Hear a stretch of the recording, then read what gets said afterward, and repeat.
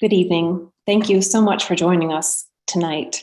I'm Lisa Sutcliffe, Hertzfeld Curator of Photography and Media Arts at the Milwaukee Art Museum, and I'm delighted to welcome you to this program with photographer An-My Lê and author Viet Thanh Nguyen on the occasion of the first comprehensive of the survey of the work of An-My Lê on contested terrain on view at the Milwaukee Art Museum through March 27th. An-My Lê on Contested Terrain offers one artist's inquiries into geopolitics, conflict, and war. In her photographs, place, identity, and nationhood converge. We acknowledge that in Milwaukee, we live and work on the traditional homeland of the Potawatomi, Ho-Chunk, and Menominee, and where the people of Wisconsin's sovereign Anishinaabe, Ho-Chunk, Menominee, Mohegan, and Oneida nations remain present. At the Milwaukee Art Museum, we are situated on the southwest shore of the Michigami, part of North America's largest system of freshwater lakes, near where the Milwaukee, Menominee, and Kinnickinnic rivers meet. Because of ongoing geopolitical conflicts, we share the region with political refugees, migrants, and immigrants who have made Wisconsin their home. I'm delighted that this evening's event is sponsored by the John D. and Catherine T. MacArthur Foundation. The exhibition at the Milwaukee Art Museum is organized by the Carnegie Museum, and I would like to take a moment to thank our sponsors for the exhibition, including in Milwaukee, the Hertzfeld Foundation, the Lawrence W. Oliverson and Donna N. Guthrie, Milwaukee Art Museum's Photography Council, the David C. and Sarah Jean Ruttenberg Arts Foundation, and the 2022 Visionaries. Tonight, we have the honor of hearing from two esteemed guests, and I'm going to jump right to their introduction so we can let them speak and spend the time with them. An-My Lê lives and works in Brooklyn, New York. A graduate of Stanford University, she also holds a Master's of Fine Arts from the Yale University School of Art. She is a professor at Bard College in New York, where she has taught since 1999. She is the recipient of numerous awards and grants, among them the John D. and Catherine T. MacArthur Foundation Fellowship, and a fellowship from the John Simon Guggen Memorial Foundation. Viet Thanh Nguyen's novel, The Sympathizer, won the Pulitzer Prize for Fiction. His most recent publication is the novel To the Sympathizer, The Committed, and I would recommend that you all go out and get your copy soon if you have not already. His other books are The Refugees, Nothing Ever Dies, Vietnam and the Memory of War, and Race and Resistance, Literature and Politics in Asian America. He has also published Chicken of the Sea, a children's book written in collaboration with his son, Ellison. He is a university professor, the Errol Arnold Chair of English, and a professor of English, American Studies and Ethnicity, and Comparative Literature at the University of Southern California. He is also a recipient of fellowships from the Guggenheim and MacArthur Foundations. So An-My and Viet, thank you so much for being here. We're thrilled to have you. We're looking at some installation shots from the exhibition on view at the Milwaukee Art Museum, since we can't be there in person to have this conversation there. But I'm really looking forward to this conversation, which began in part through the Aperture catalog as a sort of in conversation with this exhibition. And so I will be here to offer questions or context when necessary, but I'm really hoping that your conversation will take off and move into places that we might not expect. So in order to get started, I've asked you each to speak about the other's work. And so Viet, I will pass the baton to you to talk about this photograph, Sniper One from Small Wars, which you discuss so beautifully in the exhibition catalog. Thanks so much, Lisa. Such a pleasure to be here with you and with An-My, virtually at least in Milwaukee. And I've been a big fan of An-My's work for a long time, especially since the Small Wars catalog came out. That's, I think, I first got exposed to An-My's photography. And I chose this particular photograph because it has such enormous resonance for me as someone who grew up as a Vietnamese refugee in the United States, watching a lot of American movies about the Vietnam War. And of course, seeing images of battle as imagined by Americans. And here, what strikes me about this photograph, obviously, is that An-My recreates a battle scene, but from the perspective, I think, of the Vietnamese themselves. I mean, so usually in the ways that Americans imagine their wars, including the war in Vietnam, they imagine that from American perspectives. That includes narratively, but also visually as well. We see through American eyes. And when we see it through American eyes, the Vietnamese are typically have been rendered in dehumanized, objectified, silenced kinds of ways. And here I think what I see is that, I don't know what, we assume we're looking at this from a vantage point that is almost literally over the shoulder of the Vietnamese snipers, also from a Vietnamese point of view. And so we're seeing this from Vietnamese perspectives. And it's a way visually, I think, for An-My and the photograph to make a comment and everything that I've talked about. Like, what would this kind of war look like if we understood it from Vietnamese perspectives, but even very specifically from a Vietnamese woman's perspective? That's one reaction I had to this shot. And the other, of course, is that I know that it's a staged shot. I know that An-My Lê has put herself into this photograph. And, I'm fascinated by that move as a writer, because I think that I'm very interested in metafiction from the narrative side, how a narrative can comment on its own making. And here, I think the photographer is commenting on her own positioning as a Vietnamese American person, as someone who's left Vietnam, as a photographer, putting herself into this visual landscape that, again, has been dominated so much by American technology, American perspectives, especially very masculine American perspectives as well. And somehow, she has gotten herself here to take these photographs of these war reenactors, and somehow she's persuaded them to restage a scene in which it's their vulnerability that's being exposed, and not so much the vulnerability of the Vietnamese body and the Vietnamese woman's body to assault and violence and potential death. So I thought there's so many layers to this photograph, in terms of its composition, in terms of who's in it, in terms of its references to the actual histories and visual histories that I've grown up with, and that I think many Americans are deeply aware of as well. So just an enormously resonant photograph for me. And its strategies, I think, are symptomatic of many of the strategies that An-My deploys throughout her photography and her engagement with the American war machine. That much of her work, not all of it, but much of it, is concerned with the American war machine. And by that, I mean not just the men and the weapons and the uniforms and the technology, but by war machine, I mean our entire society is a war machine. And it becomes symbolized in things like weaponry, or in some of our other photographs, in things like naval carriers and submarines, these gigantic symbols of American might and so on. And so photographs like this are a small window into this massive war machine. Well, thank you, Viet. I'm so happy to be able to speak about this picture with you today, after it's been made, I guess, 20 years ago. It's interesting to me because it's probably the work that is clearly invented, and you can see it's staged, and it's not happening in Vietnam. It involves reenactors. So maybe it brings itself closest to what it means to create a short story, to write a novel. As a photographer who works in the real world, sometimes the distinction is not so clear, but here it is very clear that it was constructed and invented. I think that I walked into this work with the reenactors without quite knowing how it would become.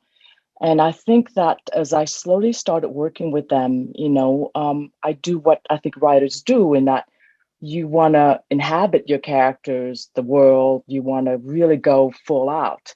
And I think it meant at this point that I had to be a Viet Cong, and I had to play the role. And it was kind of serendipitous, because I think that I then received some of the reactions from the soldiers. And I think that the way they reacted to me as a female Viet Cong was learned from other films, from books. But it sort of put me in a perspective that I would have never experienced otherwise. I mean, of course, it's reenactment, it's not real, but it was a real learning experience in that sense. And I think it made me, want to understand more the other point of view. So this work was made kind of in a vacuum at the time. This was before we invaded Iraq. The idea of me working with guys with guns was really scary. Nobody wanted to touch this with a 10-foot pole, and Viet reached out to me, and I think it kind of gave me the confidence to kind of continue with this work. And then it's, one part of my investigation, but it was an important step. Well, I know that one criticism you've received. I mean, I heard it when I saw you at the Hammer Museum in LA. Somebody in the audience said, doesn't this simply endorse the American military? Not just these photographs, but other photographs that you've done. And I don't feel that it does. I mean, I think obviously it looks at the American military or enactments of the American military or fantasies of the American military, but I feel that in fact, as I said, I think that it's a very skeptical and critical take on the war machine. And I feel like this is something that artists actually need to engage with, that you and I both are here in the United States because of the consequences of American militarism, whatever one thinks of that, and I feel like, so much American art doesn't look at what that means, the machinery of warfare and so on, either because of a political disagreement or because not just of a political disagreement, but because our society is geared to make American citizens not think critically about living within a war machine. And I think these photographs, these and in other parts of your catalog, do exactly that. I don't think there is a glamorization of the military, although I do think there's an engagement with the fantasy of the military. Of what do all these things mean? What do the uniforms mean? And what do these massive ships and weapons mean? So in 29 Palms, and another one of your series, you take photographs of the Marines in military maneuvers in the desert, both as individuals and with their armored personnel vehicles and tanks and all of that. And I, when I looked at those photographs, I thought, wow, I feel the same. I feel an intense fascination for this because I grew up as a refugee from a war. Yeah. Fascinated by hardware and soldiers and armies, because I think I had an intuitive understanding that this is what brought me here. But as a boy, I also felt this erotic identification. Absolutely. Too, which I think is important to acknowledge. It doesn't mean that I'm a pacifist, but I can still feel an erotic fascination with weapons and men and uniforms, and all that kind of stuff. And that's what I think your photographs are engaging with. Yeah, and I think you talk about it with your work, how it's okay to approach complicated, conflicting subject matters, and with subtleties, and you don't have to just make it black and white. And so, yes, there's an incredible fascination with the gear, and it's about power. And I think it's the power that actually brought us here. So why negate that? But at the same time, there's so many other layers to explore. And whether it's the psyche of the American soldier, whether it's about the military-industrial complex and the notion of wanting to help, but also overstepping and invading, all those subtleties. And I do believe that photographs with simple titles can actually tackle something so complicated. And I think yes, you're right. I think that especially back in the early 2000s, any photograph that involves a military vehicle or a gun or a uniform was actually pro-war. Like this, how could you be, have criticality about the consequences of war, the impact of war, when you're actually photographing that? So, but things have changed a little bit. So, yeah. Yeah, I mean, the photographs that you take are not they're not war photographs. In other words, they're not pictures that we typically associate with the Vietnam War, the famous ones where people are getting blown up or shot, or we see the casualties and everything like that. In fact, I think your photographs are, let's say, more clinical in their approach to the war. Either here in this photograph because it's a reenactment, or I think of some of the photographs you've taken of training, yes, or the naval carrier. You don't look at these things as they're deployed in killing people at that moment. You look at the daily quotidian life in for example, a naval carrier. And in that way, I think you de-glamorize it, you de-romanticize it, and you don't look at just the excitement, the exciting part of it, the erotic part of it in terms of rockets and explosions and all that kind of thing. But you look at the fact that, you know, for the American war machine to operate, you have to go through this very boring routine that a lot of these soldiers and sailors are engaged with. That's what I think is fascinating, because when I say war machine, that's what I mean. I don't exciting part. I mean the fact that all of us, those of us who are Americans watching this, you know, all of us, because we pay our taxes, because we live in this country, we're complicit in this daily operation of the war machine. I mean, if we're upset about Ukraine and we're saying all Russians are responsible because they're not stopping Putin and so on, we're responsible in that same way. Absolutely. For everything that we've done as a country. And by that, I mean, again, it's not just got people who go out and pull the trigger. It's all of us who are a part of the quotidian operation of this mechanism. Yeah, I think it's a big part of the American economy. You know, something I understood quickly from meeting some of the Marines is that, you know, it was a way of getting a job. It was a way of getting out of Texas, and it was a way of moving up. And so, I mean, it gave opportunities to a lot of young American men and women. And I think that people don't understand the ramifications of the community, and when they were sent to Iraq, you know, it was devastating to just see Vietnam, you know, all over again. We were still trying to figure out what happened to us, and there we were starting another war.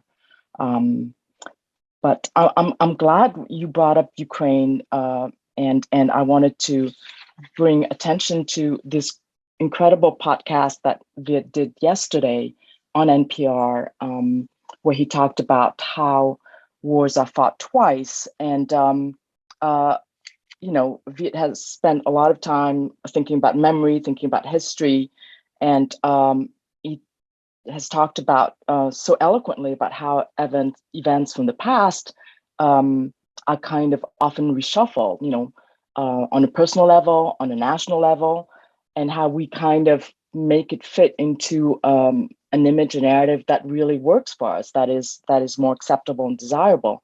And so, you know, I think it's so easy then to just be involved in another war. And Viet makes this great point in that if the stories of the refugees were more accessible and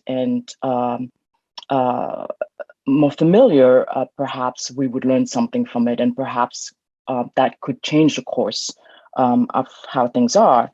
Viet has written this incredible collection of short stories called The Refugees that I find so engrossing. And I think they're wonderful because of the protagonists and the characters that he's created. They're so complicated. They're not faceless refugees in needs, victims that the American government needs to be taken care of after the war, feel guilty about. They have personalities, they have inclinations and baggage that they come with before they were refugees. They go through this traumatic experience, and then he allows them to grow and to come into their own in spite of the difficulties. I'm thinking particularly about the story of Liam, but there's so many others. He also creates these incredible worlds that are so resonant. And so in terms of creating worlds and creating characters, then I wanted to read a short passage that Nabokov talked about in his lectures about Mansfield Park. And this was a lecture I think he gave to college students at Wellesley. So he says, Mansfield Park is a fairy tale, just like novels also are. In a book, the reality of a person or object or a circumstance depends exclusively on the world of that particular book. An original author always invents an original world. And if a character or an action fits into the pattern of that world, then we experience the pleasurable shock of artistic truth, no matter how unlikely the person or thing may seem, if transferred into what book reviewers, poor hacks call real life. There's no such thing as real life for an author of genius. He must create it himself and then create the consequences. The charm of Mansfield Park can be fully enjoyed only when we adopt its conventions, its rules, its enchanting make-believe. Mansfield Park never existed. Its people never lived. So, I mean, it's a little self-serving because I wanted to think about whether photographers, whether there's such thing as original photographers, especially the ones who work in the real world the way I do, and whether they are just as inventive. But to go back to your work first, so you do research, you work with memory or lack of memory, or your parents' memory, your relatives' memory, obviously with imagination, and you also have an agenda. So I was wondering what you thought of invention and how all those other things sort of come together for you when you work on a short story. And I'm focusing on the short stories because I think that as a singular thing, maybe it's closest to a photograph or a photographic project. Yeah, I think the comparative metaphor here is that for you as a photographer, I think of the fact that the eye is important and the frame is important. So how you see and how you frame things and what's not in the frame are really, really crucial. For me as a writer, the dominant metaphor is probably voice and then narrative. I deploy narrative in a short story, for example. But the question of voice is really crucial here, especially when you're talking about invention, because my experience as a Vietnamese refugee in this country is that I always felt that we were spoken for. We're only visible and audible in this country because of the Vietnam War, and because of that, other Americans, get the chance to speak over us and speak for us, and that produces all kinds of terrible distortions, as we've already talked about. And then when we are allowed to speak, and oftentimes it is that we are allowed to speak, we're expected to speak in a particular way. This, I think, bothers me deeply. And if we want to talk about Ukraine and bring this in as an analogy, I think one thing to realize is that on the one hand, there's a real war happening in Ukraine. On the other hand, there's a whole other war happening that's about narrative and framing, about how things are understood, who are cast as the heroes and the villains, how far back we go in history, what's the frame that we draw, who's in the frame, what's the time frame of all this kind of stuff. And we as Americans and as people from the West in general, I think we're being subjected to a highly propagandistic narrative about how to understand what's happening in Ukraine. So our sympathy, our empathy that's being drawn from us for the Ukrainian people in Ukraine, all of that's important. I stand with Ukrainian people, but that is taking place in this much larger geopolitical situation that most of us have a very poor understanding of. So our emotions can easily be exploited. And I feel for Vietnamese refugees and Vietnamese people, it's a very similar situation. We're spoken over, we're only allowed to speak in certain terms, which are typically allow us to affirm what it is that Americans already want to believe about themselves and their world and why they fought in Vietnam and all that kind of stuff. And so writing short stories for me was an attempt to assert my voice, obviously, but also the voices of who I imagine Vietnamese people to be in contest with the way we were being spoken over. And so in order to do that, though, I think that as a writer, I have to be very aware of what the narrative already is. What is the dominant narrative in which I'm trying to contest? Both the dominant narrative that Vietnamese people are subjected to, but also the dominant narrative about what this country is and what art is supposed to be. I think they're all related, because as a writer, I'm not interested in just content. It's important to me not just to say, I'm going to write stories about Vietnamese people. It's important for me to say, I'm going to disrupt the very nature of the narrative that has framed us and has only allowed us to speak in a particular way, which I think is also related to aesthetic forms and conventions as well.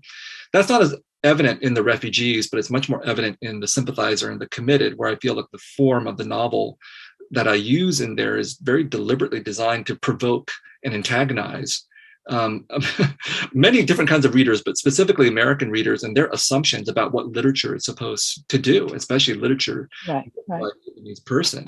And so I think that's related to your work and everything we've talked about, because again, I think the question of the frame, who you choose to be in it, how you choose to stage things, how bodies are positioned and how bodies are portrayed, they're implicit rebukes to how Vietnamese people have been allowed to appear in the eye of the Western imagination, which, for me has always been that we have, if you look at this photograph here, that's what we're supposed to be shown as: masses, crowds. I mean, there's faces, but they're very remote. Yeah, I mean, that's how you rally help for Ukraine right now. It's the devastated refugee. And so they're kind of lumped under this kind of idea of what a refugee is. But I think that your work just allows everyone to be three-dimensional and have a voice and self-determination. And I think they also talk about the consequences of war, which is devastating. I look at this photograph and I think, like, what this image showed, how this image has typically been deployed of the desperate so-called boat people, a term I really reject, is that these people are, again, desperate, they're pathetic, and they're in need of rescue. Yeah. They're in need of someone else's agency.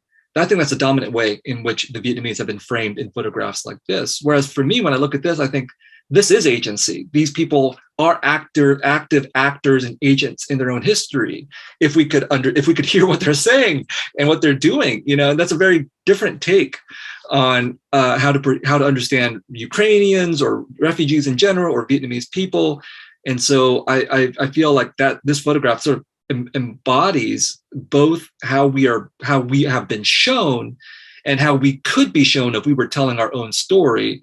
That is this a picture showing desperation and the need for rescue, or is this a picture showing agency and heroism and people taking their lives into their own hands? And I think, again, that's what a collection like The Refugees is trying to provoke.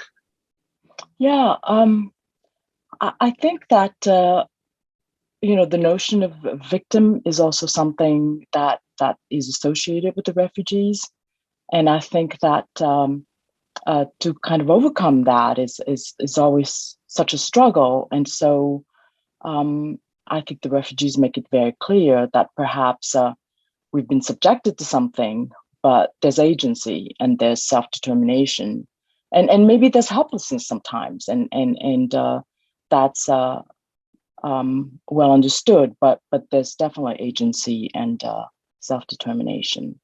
I was wondering, like, how you see yourself as an artist. I mean, we can talk about the technical and formal parts of what you do, but do you see yourself in your work as not just doing art, but do you see yourself in your work as also trying to intervene in some way in the questions of framing and representation, either of Vietnamese people or other people, or even just, do you see yourself as trying to intervene in some way in formal discussions within photography and the art world about representation and otherness?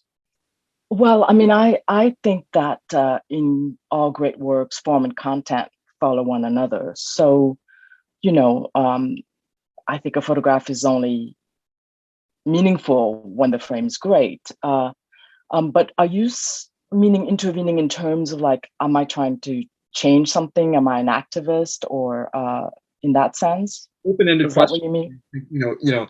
Agency in the sense of intervening in the aesthetic world and or in the world that we also live in, like the world of the refugees and politics and Yeah. Well, I don't know how radical I am as a photographer in sense of the aesthetic world. I mean, I believe in the picture well made. I believe in the form. I believe in wanting people to spend a lot of time looking at the intricacy of how a picture is put together. So the form is very important to me. I think these days people tend to digest pictures so quickly, and so the form is very simple. It's not very layered. So I try to do something that's more layered, but it's not radically new. I think maybe what's different is how things work from project to project and how they sort of talk to one another in that sense. In terms of the war and the community, I think that I was thinking about myself first, and trying to understand my biography, and hopefully thinking that the work I would make would be understood by someone else. My story in the end is only as interesting or less interesting than what I end up making. I think, as an artist, as a visual artist. So it's almost besides the point, I mean, certainly it propels me to make certain things, but uh, one of my great professor, Richard Benson, says, your work is only as interesting as what's on the wall. So, it's something that kind of stuck with me. So sometimes I kind of skip over my personal history because I don't want that to be overbearing over my work. But yes, I think that people understand the war slightly differently, or it makes them stop to think about it, and makes them stop and think about the memory of wars, or how are we ready to go into another war? What does it mean? I think by not photographing on the battlefront, by photographing training, things are not as horrific. So I think that you can think about war and meditate about war in a way that's maybe a little bit more constructive than if you saw a picture of a devastating aftermath of the bombing or something like that. So I think it's just perhaps in that sense, I think I've brought something new to the conversation about war, the effect of war, and even war, domestic war. I think what's going on in the United States today is a kind of war, and it's so chaotic that actually it kind of is interesting to me, and so I've been photographing in the United States quite a bit. I hope I answered your question. Going back to the original photograph that we were talking about, the sniper photograph, again, that photograph is so much about point of view, and how that reframes things. And I do think that, for maybe for you, but certainly for me as a refugee, the way I see things in the United States and what we do as a country is totally influenced by the history that I have and that has brought me here. So that does play a big role in the narrative, the framing, the question of what I see, and the question of memory as well. We live in a country, I mean, all countries engage in processes of memory and forgetting, and all individuals engage in processes of memory and forgetting. And those of us who are doing work as artists that are addressing history and memory in the past, we have to be very aware of how these processes operate. So for me, it's when you're talking about taking photographs of the contemporary terrain of what's happening here in the United States, I think that I can't help but look at what's happening in the United States today and think historically about what's happening today is connected to what we did in the Vietnam War, and how the Vietnam War is connected to the wars of the past that the U.S. has done. And all of it is there for me in one moment. And so, it feels to me like your photographs, even though they may be very specifically of one thing, are capturing all the condensation of history, even in one frame.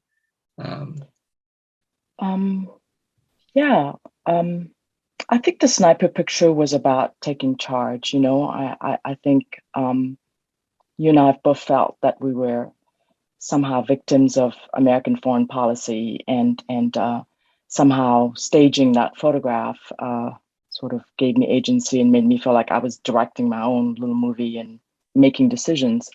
But the notion of history and the notion of things repeating itself is fascinating to me. And whether it's happening in context of Vietnam or reenactments or the Civil War, or the taking down the contestation, and finally now the removal of all the Confederate monuments within the context of, I think, all the racial unrest that we've had, it all makes sense. I think it's just a continuum. Mm-hmm. Yeah.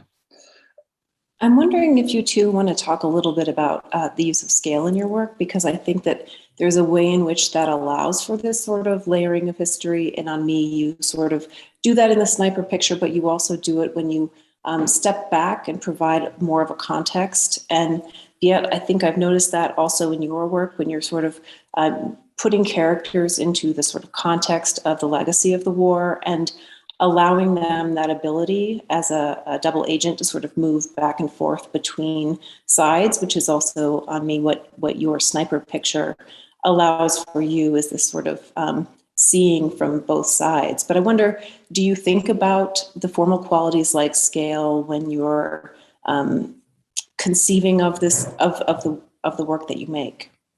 Do you want to go first? Well, I think that the short stories and the refugees, I mean, you compare them to photographs, and I think that might be right. They're very intimate. Their scale is small in the sense that they focus on one or two or three people in a very short amount of time.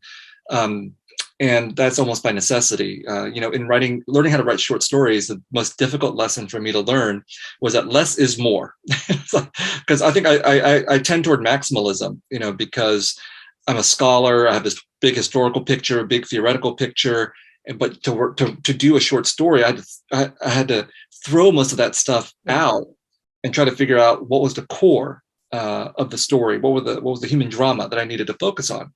Whereas when I wrote the novels, the Sympathizer and the Committed, and the nonfiction work, Nothing Ever Dies, I had the capacity to move back and forth between very small moments and very large framings of things. So in the Sympathizer and the Committed, for example, there's small moments with characters interacting with each other, but there's also moments when metaphorically the camera pulls back and the voice of the novel does things like comment about the politics of the time or about history broadly speaking. And that to me feels like the equivalent visual move that a photographer might do. Instead of looking at a soldier's face very close up, you pull back and look at the entire landscape in which the soldier is located. So your 29 Palms photography, for example, there's one photograph that you take of like dozens of these military vehicles on the ground shooting rockets and all that kind of stuff. But from the scale of the photograph, they don't look as imposing, right, as they do here in that photograph. They look like little toys, right? Toys, Very deliberate gesture on your part. So that question of scale is actually, I think, really, really crucial because, going back to the question of intervention, one of the things that I would like to do with my own writing is to make that intervention at the level of scale. Because I think that for Vietnamese people, Vietnamese refugees, again, our place in American narration is to provide evidence. So, for example, in the constant debates over did America do the right thing and what did the war in Vietnam mean, for example, the talking heads are usually white people, usually white men, giving the grand scale, well, Cold War, geopolitics, blah, blah, blah. But let's hear from the Vietnamese to give us eyewitness testimony about what was happening at that particular day. That's obviously important. We provide the color testimony, but we're not asked to provide the scale. We're not asked to give our geopolitical interpretation of history. And that is deeply symptomatic, again, of whose knowledge counts, whose perspective counts, and that we are treated as people who can only provide evidence one way or another, but not the grand strategy or the grand critique. And in the novels and in the nonfiction work, that's my ambition, is to do both at the same time. Well, I had a comment on the short stories. You may not think it's not that it's about scale, and in a way there's no pullback, but what interested me, and I think it also interests me in photography, is what happens beyond the frame, right? So you're describing all of this, but the way it's described, there's a pressure, there's a kind of an echo of what is beyond the frame. And I feel that in the short stories. So perhaps you don't spend so much time talking about where they come from in the war, but it's ever present. And I find that really extraordinary. And I think it makes with the power of those short stories. And it's definitely something that I try to create in my pictures. You can't always show everything. And how do you create tensions? How do you push against the frame and suggest that there's another narrative beyond it? And it's up to the viewer to kind of fill in the spaces because it's there. One other question I have that I think ties up a lot of what you've both been talking about in terms of the role of the artist in society, the work of memory, especially in telling our stories, and who has the privilege or the authority to tell those stories, is this question of ethics and how you determine what our responsibilities are, and in particular your responsibilities with your voice in either writing or making pictures, in terms of how we understand history. I mean, what is, I think, Viet, I've heard you ask this question before, what is an ethical way of remembering? And I think that's something that I'd be interested in hearing you both talk a little bit more about. Yeah, so I mean, I approach that question different ways depending whether I'm wearing my fiction hat or my nonfiction hat. So the nonfiction hat, Nothing Ever Dies, I give this whole model for ethical memory. And I think the important thing to point out here is that, I had started off writing that book and the novels with this view that the way that the Vietnamese have been remembered in the American imagination has been unethical. It's hard for me to see these kind of racist, sexist depictions of the Vietnamese and not think that they're unethical. And so that what I wanted to do with my own career, my own vocation, was to portray Vietnamese people in an ethical way. But the more I delved into it, the more I realized it was more complicated than that. And when you brought up the question of layering, I think that it's easy for us to just only go to the first layer. That is, Vietnamese have been represented badly. We got to represent Vietnamese better. That's the first layer. But beneath that, it gets so much more complicated, because even though, let's say, Americans have represented us unethically, Americans have, I think, tried to represent themselves ethically. So it's possible to do both at the same time. Like Apocalypse Now, I think it's a great work of art. It ethically represents Americans, and at the same time, it's a racist work of art because of what it does to Southeast Asians. Now, that being said, I think the Vietnamese do the same thing. It's not simply that we as the victims are then therefore ethical in whatever we do. And this was a hard part for me to grapple with. It's like, we also engage in unethical behavior in so many different ways.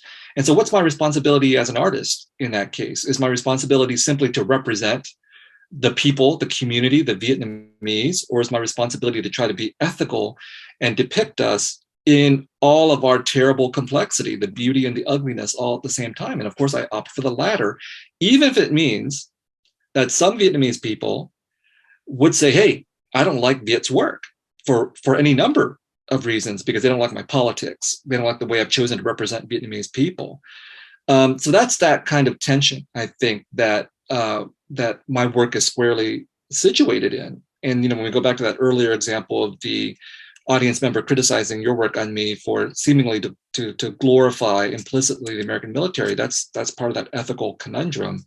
And it converges with the question of how people read our works. What are the obligations of the spectators and the readers in terms of their capacity to read difficult and challenging works, whether they're stories or whether they're photographs. And so for me, a lot of what it means to be ethical is to be willing to confront not just the praise of our readers or our viewers, but also the criticisms when they feel that when their understanding of our works does not match what we want to do with them.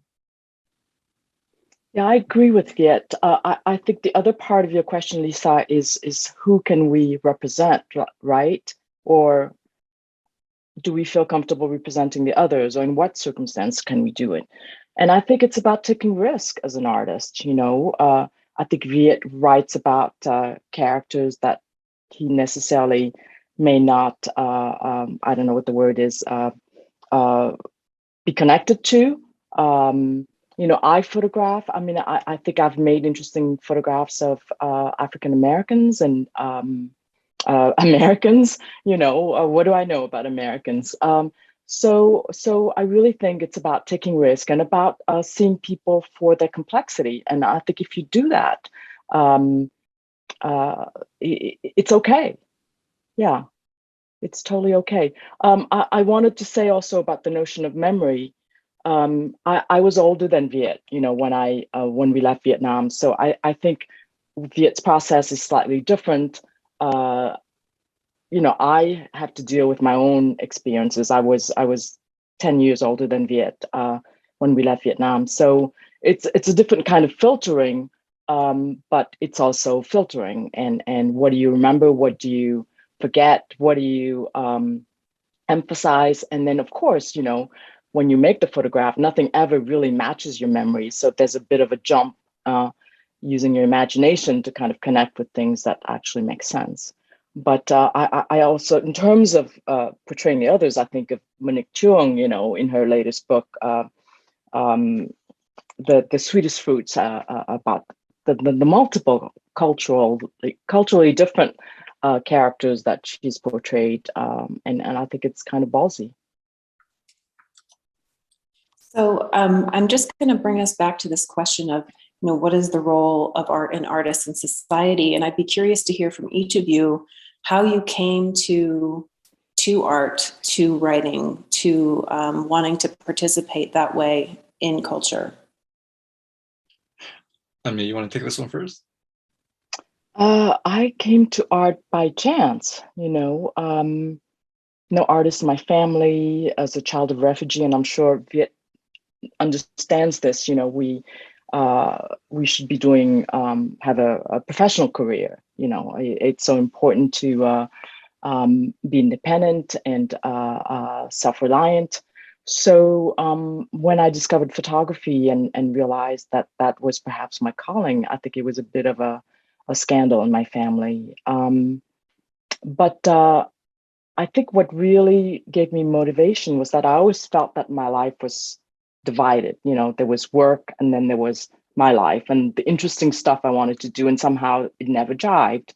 And I think with photography, and I suppose it could have happened with other things, but I think I have no skills. I couldn't paint, I couldn't make sculpture, perhaps. So with photography, I felt that suddenly I was able to connect everything. I think some artists maybe feel that they can change the world. I don't know. I don't think about that when I make work. I think it makes me really excited when someone comes and tells me I saw something and it made me think of something, or that it was surprising that they learned something. It always surprises me, but I have no expectations when I start out.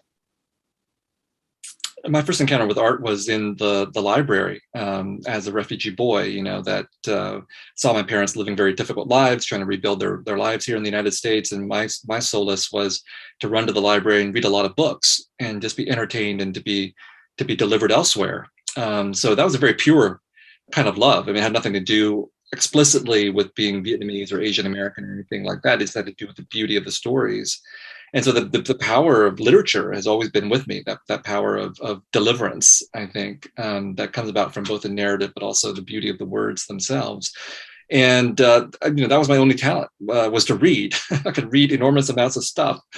And somehow I absorbed something from all those books, and it made me want to become a writer as well. So, I think my first experience with that was in the third grade, writing and drawing my own book, which won a literary award from the San Jose Public Library, which was my first taste of literary fame, and which encouraged me and set me on the path to 30 years of misery trying to become a writer. But my approach to writing is of that writer, of that artist that A-My Lê is talking about, the one who wants to make a change in the world with their work. That was what I fell in love with when I went to college, because I didn't think I could become a writer because of the scandal that A-My is talking about. Could not go home to my refugee parents and tell them that I wanted to be a writer or an academic or anything like that until I encountered the works of writers who were deeply engaged, not with only the art, but also the world as a whole, and who use their words and their stories and essays and so on as a way of trying to make an intervention. And so I thought, oh, that's the path that I could try to follow. Maybe it's a diluted path, who knows? But it's the only path that I could go down that could justify the scandal of being a writer, because I think that scandal is that art seems so selfish to the family that has sacrificed so much for you. So how dare you do something that's only for yourself? Whereas seeing myself or imagining myself to be a writer who's engaged with the world would be a way of saying it's not just about me, it's not just about my individual voice, it's about all of us, about trying to write stuff that will redeem the experiences of my parents and other Vietnamese people, and transform the way that we understand our history and the way that we've been depicted. Well, I'm so glad that both of you made the choice to take that leap into the arts. And now I'm going to open it up for questions from the audience, unless either of you have any questions for the other that we haven't already tackled. But I think there's been so much rich conversation about voice, about developing voice, and I'm hoping that we have some questions from the audience as well. Okay, so the first question I see here, both of you have in some ways thought about about the existence of a cultural imagination, in particular through the cinema. And so there's a question here. Please comment on influence of Vietnamese American actors and actresses in the United States, and also if you have any relationship with them, since they have great visibility and audience to their actions and public comments and lifestyle and role. Vietnamese American actors? Actors and actresses. I would say that I can answer that question, and I would say also that for Vietnamese Americans of my generation, we had Paris by Night, which was our version of Hollywood. Because we were shut out of Hollywood. Vietnamese American singers and dancers and entertainers came up with their own variety show called Paris by Night. It's like 130 volumes at this point. And my suggestion to you and me is it would be a great project if you could photograph that. Photograph that. Yeah, I think that's like. Wow. I've been wanting to photograph, the Vietnamese rock bands that do the American cover bands. That's not very far. Yeah. But it's such a huge spectacle. Yeah. You're already interested in reenacting. Yeah, the pageantry is so amazing. Yeah. Well, the cover bands are reenactment, but also the Paris by Night thing. But not just Paris by Night, but there are other variety shows out there that the Vietnamese have done that have. Sometimes these variety shows are purely about entertainment. It's just about people looking good and sexy and dancing and singing pop songs and traditional Vietnamese music. But occasionally they are actually historical, that they will stage the war drama on stage with people in uniforms and it's a soap opera and all that kind of stuff. So your work reminds me of that the Vietnamese themselves have reenacted their past, not just these American military reenactors. Reenactment is a huge thing in the Vietnamese community in the United States, especially when it comes to reenacting the historical dramas of the Vietnam War. For me, I grew up watching this stuff because my parents, even though they were devout Catholics, would bring home these videotapes of Paris. Despite the fact that they're totally scandalous. How can these devout Catholic people watch half-naked women sashaying around the stage? And I've incorporated that into The Sympathizer and The Committed through a show called Fantasia. Because I think fantasy is so important to everybody, but here in this case with Vietnamese people, we've created our own fantasies, entertainment fantasies, our own spectacles, because of the way that we've been shut out of the spectacles and fantasies, both of the victorious Vietnamese and of the Americans here. And the last thing to say is, as a writer, I feel very poignantly the fact that most people don't care about literature. They do care about actors and actresses and things like that. So The Sympathizer, for example, is being adapted as a TV series by HBO. Everybody's excited about that. Like, oh my God, HBO and Robert Downey Jr. is going to be in it and all that. And then all these Vietnamese American actors and actresses are so excited to be cast in this thing. I get messages from them all the time because they realize that this is one of the big vehicles for us to make an impact, because even a good novel would only be read by tens of thousands of people. A bad TV show will still be seen by millions. So the importance of actors and actresses and visual entertainment is so crucial to all of us. But here in this case, I think we recognize that it's a very effective way for us to try to transform the visual ways that the Vietnamese have been imagined. Have you watched the movie Downsizing with Matt Damon? Not yet. Not yet. Well, there's a Vietnamese character, right? I can't remember the actress's name. She plays this philanthropist, I think, perhaps. But she's kind of self-reflecting by using her parents' Vietnamese inflected accent in the way she speaks, and it was sort of a scandal in that she should have presented the Vietnamese American in better lights. I think some of the notions we talked about before, but I thought that was so interesting in that it was not a fantasy for sure. I think she explained very clearly her reasons for doing that. I think that just like in Hollywood, Americans prefer to see a better versions of themselves, and here it wasn't. And I thought that was fascinating. I think you should have a conversation with her on your podcast. She was mad because I criticized the series Watchmen that she was in, which I think it's a great series, but the Watchmen, which is great on the question of race in the United States, Black and white race relations, I thought was not so good when it came to the Vietnamese, because the Vietnamese is an important part in the Watchmen. And her role, Hong Chau, her role in that movie is to be this really badass Vietnamese woman named after, whose name is Lady Chiu, named after one of our great heroic. Right. From the, yeah. But I'm going to give away the ending. I mean, she gets slaughtered in the end.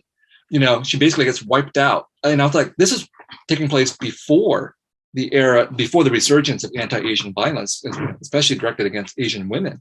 I don't know if you could still make that same image today, where a Vietnamese woman gets, riddled to death. Yeah, I'll have to watch that. I haven't seen it. Well, so I have another question here. Someone asked about, you and me working on the war in America. The Watchmen is all about the war in America around race. Yes. What is An-My Lê working on now? Now, yes. The new project, it started 5 years ago, called Silent General. And it's about, it's a kind of American road trip. So, a lot of photographers I've admired, Robert Frank, Stephen Shore, Joel Sternfeld, who've done this kind of road trip. And I felt that it needed to be re-examined. And it started out with an invitation to photograph on the set of Free State of Jones. It's a period Civil War, big Hollywood film. And intertwined with the contestation of Confederate monuments, the 2016 elections, and the simplifications of issues around immigration, racial justice, and all that. So I felt that I felt that the war was coming home, or now my home, and I felt I needed to explore that. So I've been traveling, responding to current event, but not going to where the event's actually happening. So not training, but sort of after the event, or the secondary aspect of for example, Charlottesville. How do you respond to that? Or the Trump White House. I think I couldn't get into the White House for a long time, so I ended up photographing the Oval Office set on Saturday Night Live. I thought that was so interesting, the idea of the construction of power. How do you project power, and what is entertainment, and what is real power? And I think it was so fitting for during the Trump era. So I'm winding up on that project. There's a question here about your use of color or lack of color in the photos in the exhibit. Could you expand on color? Yeah, I'm sorry, I'm not seeing the questions. Yeah, so I think I was always interested in the drawing of things, and started with black and white. So I kept using that. When I switched to events ashore, I was often at sea on a very gray day where things just kind of blended into each other, the sky and the water and the ships. And I thought that if I switched to color, perhaps I could show the difference between a warm gray and a colder gray. And that was my idea for switching. And it wasn't an easy switch. It took me about a year to understand how to use color. It's like another tool. And it's adding more information. So in a way, it makes the work more contemporaneous, and then it makes it even more real. So, I think the struggle is like, is it journalism or is it art? So that was something I had to think about head on. Just have one final question for you both before we say thank you so much for such an enriching and insightful conversation. But I'm curious, because you're both artists and you're also professors, and if there's any tools you use in the classroom or inquiries you sort of use with your students to get at any of the questions we've talked about today, about finding your voice, or sort of these sort of ethical questions of the moment, given the time we're living in. Are there any sort of tricks of the trade you might share with the public, being that you're both professors? I usually try to help my students do what they want to do the best possible way. So I spent a lot of time trying to understand what they tried to do. I feel that students sometimes don't realize what it is about them and their obsessions, outside of what they think is serious, how that feeds into their work and how it could feed into their work. So it's about making them realize that. I mean, I know that today's, there's that notion of the safe space. There's so many things that are new that are trying to make the student less vulnerable or more protected. And at the same time, I think, maybe it's a little extreme because I as Viet and I know that I think that the difficulty that we endured has made us think about things differently, and we kind of survived it. And I think it made us stronger, and it made us have a different perspective. And so I just feel that, hardship is kind of a really important. And the people who don't have that hardship, what do they do? Then do they search for that, or with the rite of passage? How do you gain that, and how do you make your work more complicated? It's all the stuff that I try to talk to my students about, and they're undergrads, they're not grad students, so perhaps I encourage them to have more life experience as well.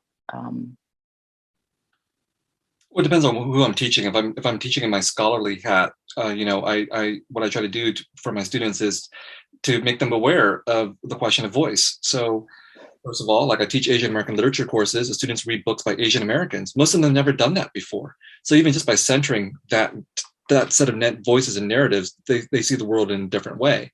Or when I teach a class on the Vietnam War, students are so used to hearing about this war purely from white American male points of view, they're kind of shocked that this course includes Black people, Latinos, Native Americans, women, civilians, anti-war activists on the American side. And on the other side, they get to hear all these Vietnamese, Cambodian, Laotian perspectives as well. So simply by incorporating this panoply of voices, I'm already performing something as a teacher for my students and making a very basic point, which again, if you look at our dominant media, you don't get a panoply of voices. You get dominant voices, and the whole diversity of our country is still not yet fully represented. And when it comes to teaching writers, one of the things that I try to do is, make them see how certain kinds of aesthetic conventions are so normalized that we take them for granted. And I try to reverse the tables so that they can see this happening. So for example, a lot of so-called minority writers in this country are expected to perform as translators, right? We're expected to translate our culture, whatever that happens to be. That's not an obligation put on so-called majority writers. So the example I use is, hey, look, if you see a Vietnamese writer say, I would like a bowl of pho, comma, a delicious beef noodle soup, comma, the writer is translating and not talking to Vietnamese people, because Vietnamese people would never explain what a bowl of pho is. And then imagine if Jonathan Franzen wrote the equivalent sentence, I would like a sandwich, comma, 2 slices of bread, between which there is something delicious. He would never say that, never, because he would assume that everybody knows what a sandwich is. And that is exactly the stance that we all have to take as artists and as people in our lives. Be very aware of what we're being asked to do, why we're being asked to translate. And artists, I feel, should, for the most part, never translate.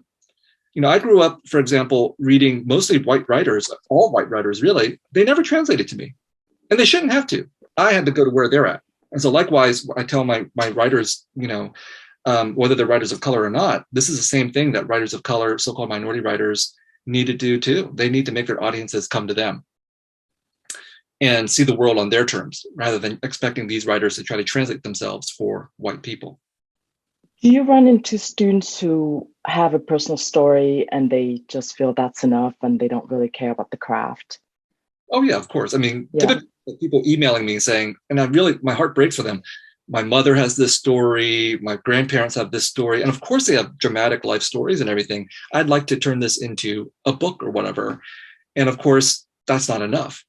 Just having, because, like when my students interview survivors of the war in Vietnam, what they discover is like every single Southeast Asian who's come to this country has an amazing story, which makes for great oral histories, doesn't make for great books necessarily. So there's a layer of art that still needs to happen. Well, I want to thank you both so much for such a rich and interesting conversation tonight. I think you've pointed to the role of artists in at least helping shape our awareness of the world around us, translating what we might see within the frame and who's being excluded from it. And I encourage all of you to pick up Viet Thanh Nguyen's books, which are available anywhere you buy books, and to come to the Milwaukee Art Museum and see An-My Lé's exhibition on contested terrain before it closes on Sunday, March 27th. So with that, I just want to thank you all so much for joining us tonight. And I do want to thank both of our speakers for your time and for this very thoughtful conversation. Thank you so much. Thanks so much, Lisa. Thanks, An-My. Thank you, Lisa. Thank you, Viet. Everybody.